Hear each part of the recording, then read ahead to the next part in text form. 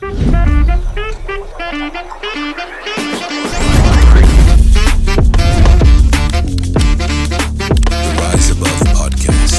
everybody, welcome to the podcast. I have a good friend of mine, Devin, Heath, Granger.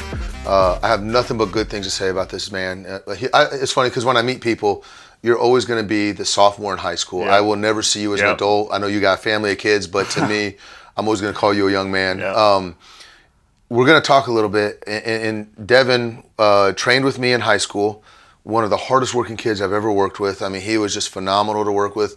No excuses, great questions. If he didn't understand something, he would stop and be like, hey, why am I doing this? And you really, there's a good question, and then there's just a question just to waste time. And you were always on it. He's the all-time leading assist leader at Goshen.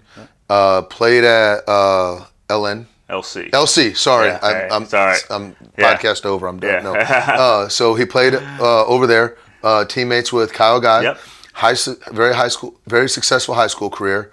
And then you graduated from Goshen, and you jumped into college coaching. You were an assistant coach at Marion, assistant coach at Fairmount, and now you're at UIndy, and you just got named one of the top 25 youngest coaches.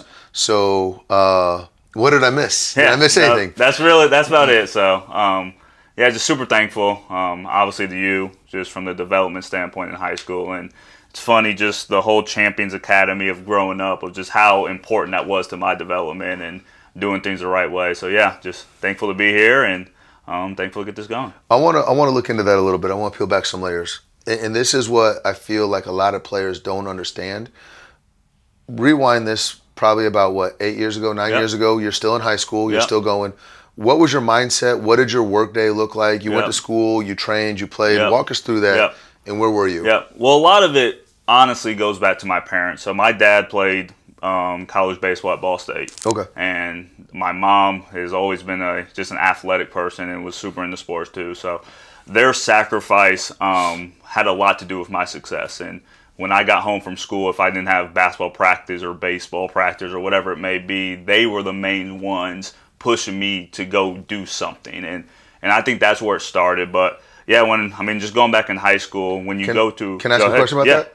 Were you self-driven, or did your parents have to drive you? I became self-driven, but I think a lot of it came from them at an early age, kind of putting that into myself. Knowing what you had to do. And by the time I got to high school, being around a lot of talented players, and when you play in this state of Indiana, basketball has to be important, whether you want it to or not.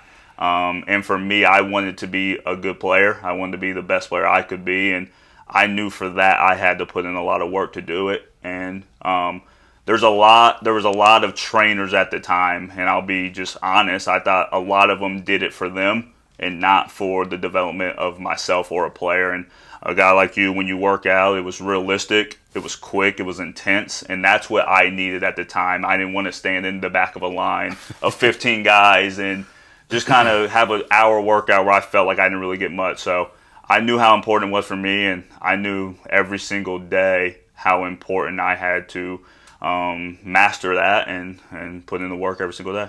I did think it was interesting because you never left the gym dry. You always left the gym sweaty through your shirt, and that was something I always appreciated. I don't feel I don't like throwing stones at generations. Like I feel like your generation had a different challenge than mine, and then this one.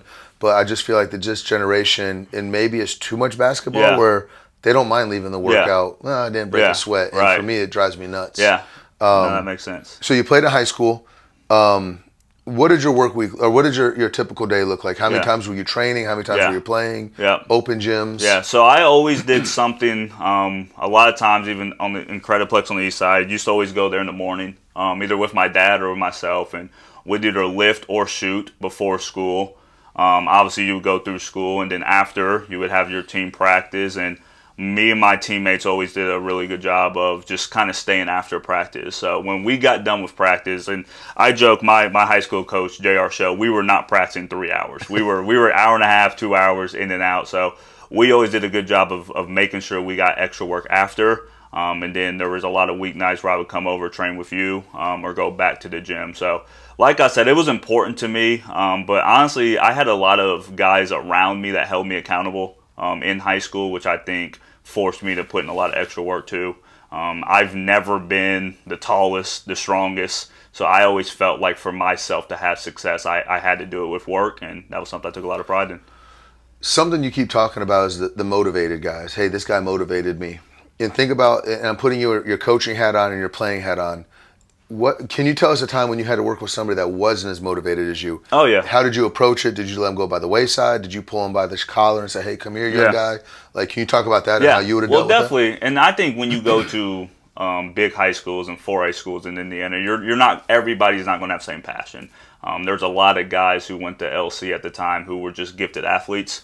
Who kind of got away with just being athletic and didn't put a lot of time in. And for me, obviously, that's frustrating. And you try everything you can do to get them, but if they don't want to hop on the ship, then you roll with the guys that will. So I think there's a good balance of you push them and you try to get them, but if they don't want to, you go over to the guys that do, and you know you're going to have success with the guys that work hard. You just create that culture of your little pocket of like, hey, if you're not on what was it, the energy bus? Yeah. Where it's like, hey, if you're on the bus, we're going. Right. If you're not on the bus, don't get mad at who And are. I think for me, it was always, how can you be a leader if you're not doing it every day too? Ooh. So for myself, it's if I want other people to do it, well, hell, I better get in and do it myself. So dig on that a little bit. Hold on. Like, that is probably the most powerful thing you're going to say all day. Yeah. If you're not doing it, the other people won't. Like, what's it look like? Yeah. And for me, that was, and I go back to my parents, and I talk a lot about them, and they kind of gave success to me, and they worked extremely hard to making sure I had the opportunities I did. But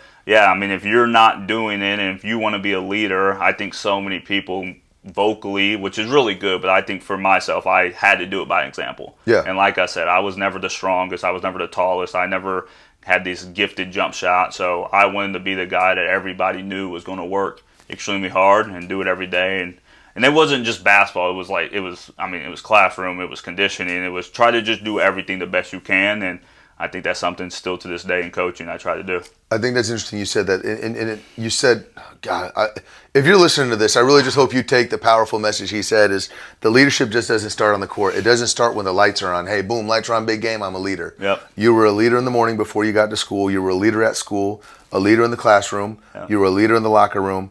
And then that bled over to a leader in practice. And not just being the guy that's the hoorah guy, but you had to step up. If you're expecting me to make 5 free throws in a row, you better be able to make 10. Yeah, and so holding yourself to that higher standard. And I think so many people get excited, especially young parents, adults, parents get excited. Oh, that's my son, the team captain. Well, did he earn it or does it give it to him? And so you can see that. And it's funny because I can see you wearing both hats. I can see you wearing your player hat. Yeah. Which you're kind of putting your coaching hat on right now. Yeah. Let's slide over. Let's take that player hat off and let's put the coaching hat on. What do you look for as a college coach? So you're coming in, you're recruiting somebody. I would also say, how many kids are on your radar? How many kids have ever been, this kid's not on my radar, now I like him? Can you talk about the recruiting process? Oh, man. And it has changed so much from what it is now to what it's been. But for us, obviously, you have to be talented. It's not sugarcoating it. Our job is to have success and put people in position to win. But there's so many kids that have talent. Character is right up there with that. And for us, we do a lot of homework, whether we're recruiting high school kids, we're recruiting transfers. We make a lot of calls. We recruit the parents a lot. Like for us, if we have a visit, it's almost a non-negotiable that your parents come or one of them, just because we want to know kind of what's behind the kid. Yeah. And so for us, like we do a lot of background. We call high school coaches. We call AU coaches because for us, the recruiting process, it's only so long. So if I'm recruiting a kid, you can only get to know them so much. And for us, we want to just kind of know his story, get to know that. So character's huge, obviously the talent. And then for us, just from a radar standpoint, man, I mean, 100, 150 kids. Like, there's not a kid in Indiana that we don't know about. Yeah. And it's how it should be. Indiana is a super talented state, and we're fortunate to be here. So for also that, very well covered. Yes, exactly. So for us, we have to narrow down which fits us, and it goes back to character and work ethic and how they are as a teammate. And I think I'm going up to Fort Wayne tomorrow to watch AAU, and if I'm watching a kid just play basketball, then I'm doing it wrong. You're watching how they talk to their teammates, how they treat refs, how are they warming up. All that stuff is extremely important to us. Cleaning up after themselves. Yes, clean up. Yes, and nowadays you can't hide either. Like, your GPA is posted. We know your GPA. You can't run from it. We know how you are as a kid. We know coaches aren't going to lie. Your high school coach, he wants you to have success, but his credibility is on the line too. Oh. So you can't run from it. You can't hide. Who you are as a person is going to come out, and obviously that's huge for us. It's interesting you say, looking at the exposure events and how many exposure events. I'm going to share the story. It's going to be long, but I'm going to make it as quick as possible. Yeah. I'm running a Champions Academy club team. I get a text, hey, March Madness tournament. Billy Donovan's going to be there. Coach K is going to be there. Izzo's going to be there. Hey, they listed all these names. Registration starts tomorrow. Yeah. And it's during this weekend, March Madness. I'm at the Final Four in Texas. Yeah. I look in the room, and there's Billy Donovan it's Friday night. Yeah. Billy Donovan, Coach K, Izzo, everyone they sat is in this room. And I'm like, none of these guys are going to wake up and go to that Saturday tournament. Yep. And so many kids get excited to play, oh, I played in front of you, Wendy. Oh, I played in front of this coach. But, like, are you developed enough? Yeah. Like, you got exposed for good or bad. Right, exactly. But, so kind of exposure events are like, you know what you're seeing. Right, exactly. And I think one thing, too, is coaches talk. And I think that's one thing I don't think a lot of kids know or talk about. It's like all the college coaches, it's a brotherhood. There may be rivalries within it, but we all talk. So it's a fraternity. We know who's recruiting, and if you rub this coach off over here, it's going to get to this coach. Now, everybody kind of does it their own way, but it's hard to kind of go under the radar in a bad way because we all talk, we all know. So I think that's another thing of what you're talking about. It's everybody talks, everybody knows each other, which I don't think a lot of maybe kids nowadays understand that. I thought you said something about the leadership being powerful, but that's a great takeaway. That's our job. So I say this all the time, and I think so many kids just get so caught up in like the made shots.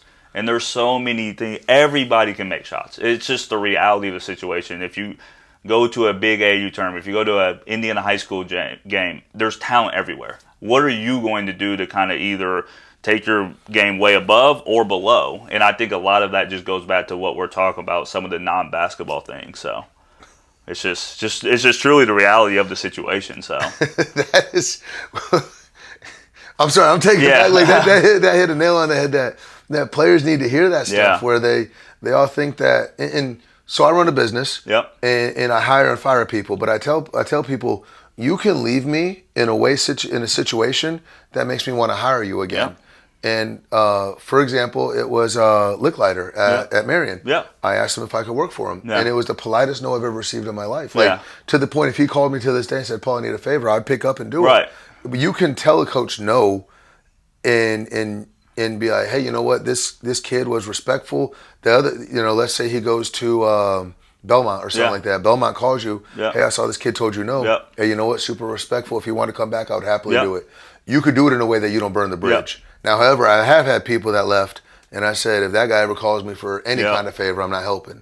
So how you leave the room is very important. Do you have any situations that you can talk about? Yeah, definitely. And just even today with the transfer portal, I think obviously it's just a reality situation. Whether you like it or not, it's not going anywhere. There's 3,000 kids that went to the portal, and I think the relationship of that is so important. And for us, if we're recruiting a kid that ends up going to a mid-major program and we feel like we have good relationships, it's just the reality. There's a good chance he'll be in the portal at some point. So we don't ever want to burn that. Or the same with the kid. It's if a kid that leaves us in a bad way and doesn't have a good GPA or just was a complete kind of a-hole during the process, other coaches are going to call us. And it just goes back to we're credible, to be honest. So that bridge, you don't ever want to burn it. If you're leaving in a good situation, we tell kids all the time, we'll help you find a new place. It's just the reality of it. If you leave in a bad situation, then we'll be honest, and that's up to the other coaches what they do with it. So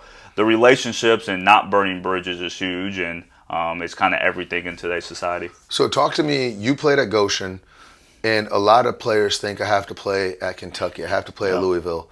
And they say, hey, you got an offer from an NAIA school. And they're like, no, I don't want none of that. What are your thoughts on that? Like, what's your overall thoughts? Well, just for me, I'll be honest, when I was looking for a college, I loved Goshen because I knew I could go in there and have success and play. And for me, like, there were some other schools and maybe some bigger schools, but I wanted to play. And then once you get there, you realize it's college basketball. You're in a really small percentile of people that get the chance to do that. And then by the time you play a couple of years, your junior, senior year, you realize how competitive the basketball is anywhere. Division III, NAI, JUCO, Division II. It's all really good players, really good coaches that are really passionate about it. And even today, I mean, if you look at Division I rosters, a lot of them came from D2 schools. If you look at a lot of guys that are playing professional, there's a lot of NAI, D3, D2 guys. So I played in a Crossroads League, which I will tell people to this day is one of the best conferences in the country, no matter the level. Yeah. It's just the reality of it. And the moments, the memories I have of playing in this state, in that league was something I'll never take for granted. And even the league we're in now at UND is a Division II league, the GOVC, but it's one of the better conferences in the country, regardless of levels. Yeah. And the guys that go on to play overseas, but not even that, just the competitiveness and the facilities and everything you see at the non-Division I level, I think would surprise a lot of people. So, playing at that level, what was it like in the morning? And the reason why the question stemming from this, kids are like, "Oh, what's your grades?" Well, I have a C minus. I barely have a 1.9. I'm barely making it. And then, well, how are your shots? Well, I barely make practice. I suffer through practice, and that's the foundation. Yeah. Talk about what it's like at the collegiate level for that kid. Well, that was kind of, for me, that was not in a good way. It was a rude awakening, because when you come in, especially today, you come in as an 18-year-old kid, you're playing against 22, 23-year-old men. And for the record, that's like playing up 6 ages. Right, exactly. If you're in third grade, you're playing against 8th graders. So just the reality, it doesn't matter. And I tell people this all the time. It doesn't matter what you did in high school. It's super accomplishing for you, and never take that away. But once you step onto a college campus, none of that matters, because everybody has probably done the same thing. And if they didn't do it, now they're 3 or 4 years older. So, like for me, the work that we talked about earlier, it had to even get kind of even to a higher level, because you're playing against such a higher competition. Yeah. So whatever you did in high school, training or studying or whatever it was, has to be 2 or 3 levels higher, because everything's harder and everything you're playing against means more. So like just a day was, you're waking up, and for me, like, we called it was, I forget, I think it was Warrior Week is what Goshen called it. And we're waking up at 5 o'clock and running hills, and we're doing conditioning. And I'm calling home like, man, this is not, I didn't realize this. Yeah. And so there's just so many things and if you don't do it, and if you don't put in the work in college, you will, the next guy's passing you up like that. Yeah. It's just, you can't hide from the work. You can't run from the grind, is what we say. You have to be willing to put in work, because one, there's other guys on the roster, and two, the coach next year, it's just a reality. He can go get another kid. Yeah. So you better come in here and put in the work and do whatever you can to stand out. This is what people don't understand, though. At the high school level, it's fun. Right, exactly. It's a game. Correct. Okay, so you don't perform well, guess what? You go to the local Waffle House. Yeah. You get looked at funny. Or you have a big game and you kind of, correct. Oh, I didn't realize I got half off at Waffle House. Right. Because it's 10 o'clock in the morning or 10 o'clock at night. Nobody else is open. Right. But if you roll your ankle, if you hurt yourself, you're still going to graduate high school. Correct. Nothing changes. Your parents still love you. But if you don't perform in college, you lose your scholarship. You're losing money. You're losing a chance. You're losing your future. Like, and we always talk about, and I still tell all of our athletes to this day, even if the longest you'll practice is 3 hours, and most people don't practice 3 hours. If you practice 3 hours, that's 3 hours of your day that you did basketball. If that's all you're doing every single day, there's no way you'll ever be the player you can be. It's minimum, 2 hours of skill work, an hour in the morning, an hour at night. You're lifting an hour and a half. You're doing conditioning on your own, plus the practice that may be 2 hours. So many kids, I think, especially their freshman year, just think they can just show up for the 2 hour practice and go home, and then they're confused on why they're not getting better. Well, if all you're doing is 2 hours, there's no way. That's a practice. You're doing team setting. So if you're not putting in the individual time for hours every single day, there's no way your game will develop. And the crazy part about that, though, is everyone's rising at the same level. So follow this. This is what I heard you say. 5 in the morning cardio, and then you went home and took a nap, right? Yeah. No. No. You got class. You got class. Okay. Like, yeah. So you got class. Yep. After class, you have lifting. Yep. After lifting, you have another class. Yep. Then you study hall. Yep. Then you go to practice. Yep. You study. Yep. Go to bed at what, 10? Yeah. 10:30? 10:30, and you're doing it right again. And that's not even talking about like you got to do your homework. You got to do that. You still got to you be a kid, but there's so many times people don't realize is that every single kid that has success is doing the same thing. Yep. So it's not, you're not the only one getting in the gym early. Everybody's doing it. All the good players are. And for me, one thing I wish I would have took even more serious was just all the other stuff like nutrition and how to eat and how to take care of your body. And I think some of the resources today have allowed more kids to care about that, but for me, it's like you can't just go eat pizza rolls and pizza and fries every day. You have to be willing to take care of your body to see the success, and it's hard. Or it's just the the reality freshman of that it. shows up with Sour Patch Kids. Right, exactly. Right before that, Yep. you're like, Yeah. if you put mud Yep. in a Lamborghini, Yeah. eventually it's Yeah. going to shut down. Right. You got to find a way to put Yep. the good stuff in it. Yep, and so many kids just don't realize that. And for me, there's just all those little things add up to success. But it doesn't happen in 1 week. It happens 2 or 3 years over time to become a legitimately college player. And that's the crazy part. And I'm glad you said that because I have so many kids that come in here. There's a person, I'm going to open up and vent a little bit. I have a couple kids that come in here and they train once or twice. They do it Yep. 2 weeks and they go, oh, we didn't get any better. Yep. And I'm like, it takes Yeah. years Yep. to develop this. Yep. And so you can't go to college. And what I tell players is that you're setting yourself up to fail. Yep. If I'm trying to lose weight, if I eat healthy for 2 Yeah. weeks and look in the mirror like, Yep.